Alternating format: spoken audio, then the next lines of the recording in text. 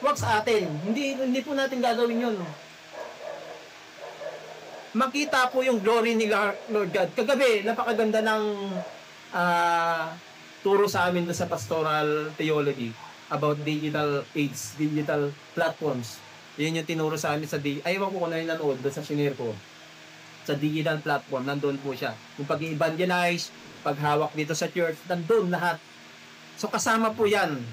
So maximize then for the glory of God. Wag lang po talaga para sa atin. Wag natin gamitin yon para sa atin. Di ba? Ngayon, yung patotoo po ng mga yun yung testimony. You turn to God from idols to serve the living and true God. Di ba po? Yung witnessing natin na ito, dapat makita natin na nag-turn tayo from idols. Ito yung talagang feeling ni nakita ni Paul na bumaliktad sila. Hindi na sila nanatili sa kanilang mga kasalanan.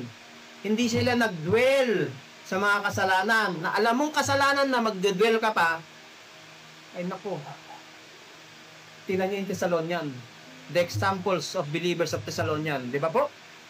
Huwag po tayong mag-dwell na alam mo ng sin, kasalanan, mag-dwell ka pa, ay mahirap po yan. So ngayon, ito yung paalala sa atin talaga.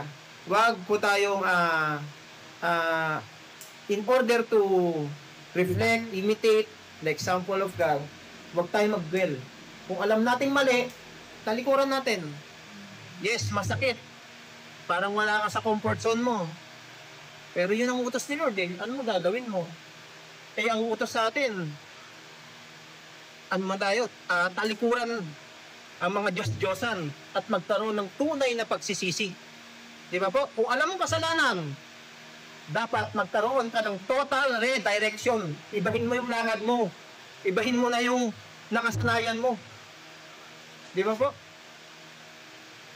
So ngayon po, ito, nakita ni Paul yung conversion ng mga believers.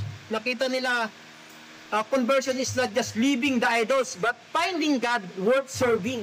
Di ba, sarap?